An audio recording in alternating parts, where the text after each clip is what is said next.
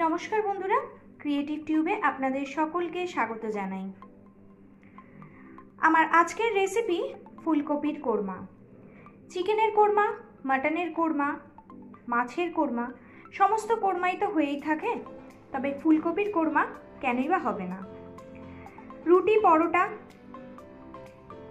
Fried rice সকলের সাথে কিন্তু এই ফুলকপির কোরমা খেতে খুবই ভালো লাগে। তাহলে চলো দেখে নেওয়া যাক আমাদের আজকের রেসিপি। ফুলকপির কোরমা বানানোর জন্য আমি এখানে একটা মিডিয়াম সাইজের ফুলগুলোকে টুকরো টুকরো করে কেটে নিয়েছি মাঝারি মাপের। আর ফুলকপির ফুলগুলোকে আমি নুন দিয়ে গরম জলে ভাপিয়ে নিয়েছি।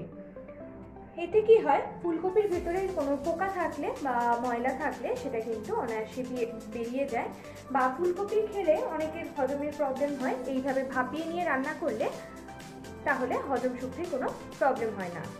নিয়েছি এখানে আদা রসুন, 1 ইঞ্চি আদা, 6টা রসুনের কোয়া, 4টে কাঁচা লঙ্কা একসাথে আমি বেটে নিয়েছি। এছাড়া নিয়েছি 3টে কাঁচা লঙ্কা চেরা, আর ফোড়নের জন্য নিয়েছি একটা তেজপাতা, গোটা গরম মশলা, একটা জয়িত্রীর টুকরো আর একটা শুকনো লঙ্কা। নিয়েছি পেঁয়াজ ভাজা, লাগছে হাফ কাপ টক দই, 25 থেকে 30টা কাজু আমি 1 ঘন্টা আগে গরম জলে ভিজিয়ে নিয়ে সেটাকে আমি মিক্সিতে পেস্ট করে নিয়েছি।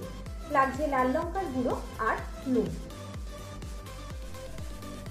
আমি যে তেলটার মধ্যে পেঁয়াজটা ভেজে নিয়েছিলাম সেই তেলে আমি রান্নাটা করব। কড়াইয়ের মধ্যে তেল তো অলরেডি ছিলই। এবারে আমি ভেজে রাখা সিদ্ধ করে নেওয়া মানে ভাপিয়ে নেওয়া কপিগুলোকে দিয়ে দিচ্ছি, একটু ভেজে নেব, হালকা করে একটু ভেজে নেব। খুব বেশি লাল করে কিন্তু কোরমার ফুলকপি ভেজে নেওয়া হয় না, খুব হালকা করে এটাকে ভেজে নিতে হবে। ফুলকপিগুলো আমার ভেজে নেওয়া হয়ে গেছে। এবারে আমি একটা বাটির মধ্যে আলাদা করে তুলে নিচ্ছি।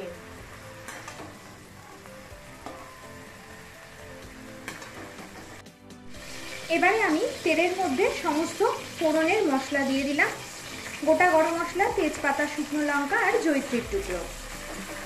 ফোড়নটাকে একটু ভালো করে ভেজে নিচ্ছি। ফোড়নটা ভালো করে ভেজে নিয়ে এর মধ্যে আদা রসুন এবং কাঁচা লঙ্কা যেটা পেস্ট করে নিয়েছিলাম সেটা দিয়ে দিলাম।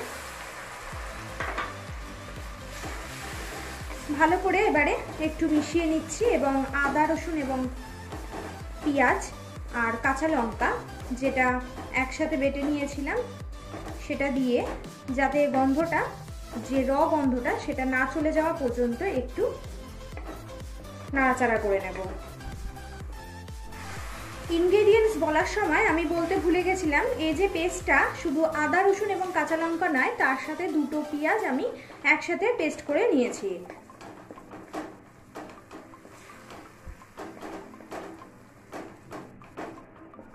এবারে এর মধ্যে দিয়ে দিচ্ছি ফেটিয়ে রাখা টক দই।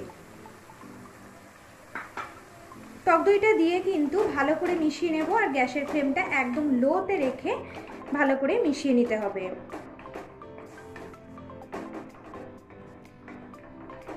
এর মধ্যে দিয়ে দিচ্ছি কাজু বাদাম বাটা।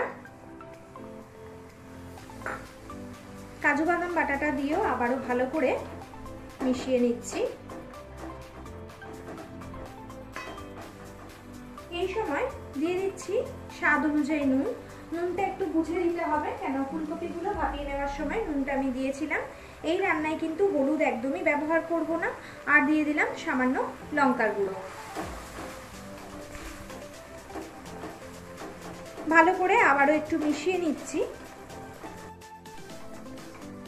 মশলাটাকে ভালো করে কষিয়ে নিয়ে এবারে এর মধ্যে ভেজে রাখা ফুলকপিগুলোকে দিয়ে দিচ্ছি।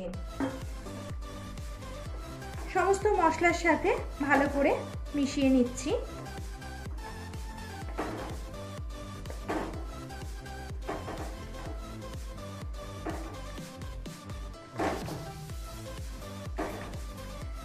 মিশিয়ে নেওয়ার পর এর মধ্যে আমি দিয়ে দিচ্ছি হাফ কাপ দুধ।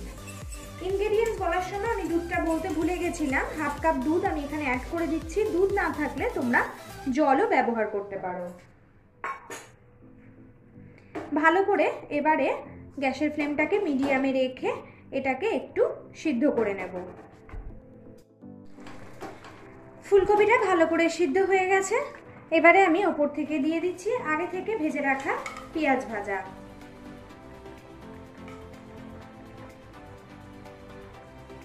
আর দিয়ে দিচ্ছি 3টে কাঁচা লঙ্কা যেটা চিড়ে নিয়েছিলাম সেটা। ভালো করে মিশিয়ে নিচ্ছি। আর নুনটা একটু ভালো করে বুঝে নিতে হবে। তোমরা চাইলে এখানে মিষ্টিও ব্যবহার করতে পারো, মানে চিনিও ব্যবহার করতে পারো। আমার ফুলকপির কোরমা একদম তৈরি হয়ে গেছে। এবারে আমি গ্যাসের ফ্লেমটাকে বন্ধ করে দিয়ে 5 মিনিট স্ট্যান্ডিং টাইমে রেখে তারপর আমি সার্ভ করব। তাহলে বন্ধুরা, কেমন লাগলো আমাদের আজকের রেসিপি ফুলকপির কোরমা? রেসিপিটি যদি ভালো লেগে থাকে তাহলে অবশ্যই লাইক করো, সকলের সাথে শেয়ার করো এবং চ্যানেলটিকে অবশ্যই সাবস্ক্রাইব করে নেওয়ার অনুরোধ রইল। আজকের মতন এখানেই শেষ করছি। ফিরে আসবো নতুন কোনো ক্রিয়েটিভিটি নিয়ে। সকলে ভালো থেকো, সুস্থ থেকো। ধন্যবাদ।